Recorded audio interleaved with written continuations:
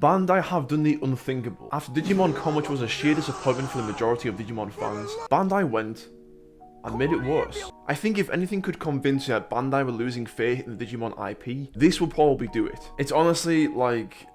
the whole Digimon game situation with Bandai is just one long elongated sigh. I'll show you the tweet. So HobbyLink Japan tweeted this from their account, stating that Bandai Namco had announced that it just invested 15 billion yen, approximately 130 million USD, to create their very own metaverse dedicated to Gundam. Now before I continue with this video, let me get one thing straight. Very happy for the Gundam fans, but even then I don't think the Gundam fans will want this, because it's metaverse and it's like, tell me you're out of touch without telling me you're out of touch type situation. The problem with this announcement is, we went through Digimon Con for over an hour in the Digimon game segment, saying they pitched ideas to investors at Bandai and they were just not interested and not convinced that particular games and titles would appeal to the wider audiences to make it worth making a game on. So on top of these damning announcements about Digimon where Bandai is concerned, they've only went and announced 130 million for a Gundam metaverse, of which has absolutely no history of working. It's in a height of controversy right now. These people want strong forecasts on whether games are going to work or not to invest in them. Surely, not even Gundam, a metaverse thing in general is the most risky idea they could have possibly thought of. And I think this announcement is really putting a knife in Digimon fans and twisting it. In light of this absolute ludicrous news, Bandai have definitely lost faith in Digimon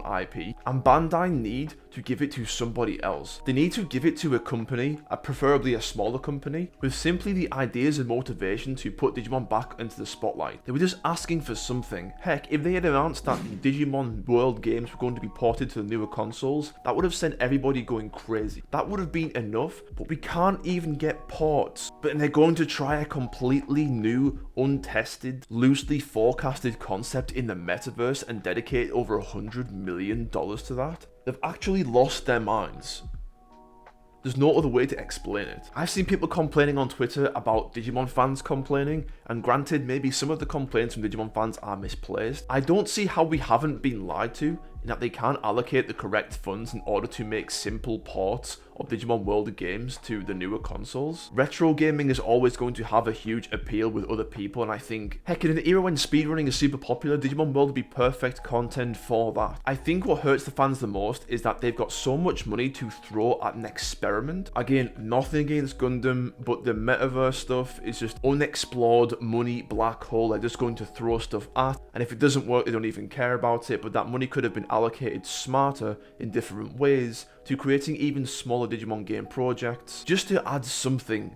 Just give us anything, literally anything. Digimon fans are right to being dismayed at this announcement, because it just adds to the confusion of Digimon Con. The excuses we had for not coming up with the ports, or remakes, or remasters, or new JRPG games, or smaller projects, or mobile games, they just shut down Rearise and they've done absolutely nothing to bring the mobile gaming scene. I don't know how people can't be annoyed by this, because whichever way you want to slice it, Bandai clearly have the money available to throw at stuff as an experiment, but won't give it to Digimon in any way, shape or form. My stance is give Digimon to a different company. Just give it away. Get rid of Digimon if they're not going to do anything with it. They are holding Digimon to ransom, where the fans get nothing, and they are getting the dregs of the previous Digimon games, and they're just holding on to that because fans don't have any of the games. Like, fans can't buy new games, so they buy old games, and Bandai still get the money for that. And I think all this news and announcements in Digimon Con has just made me more motivated to try out more independent developers who make Digimon games. You know, Dragon Rod, Digimon New World, Prodigious Pineapple, the list goes on. Indie developers have the ideas that Bandai just do not have. This was kind of a rant video, but I had to touch on this. I think it's ridiculous. I can't imagine what you guys are going to say in the comments down below.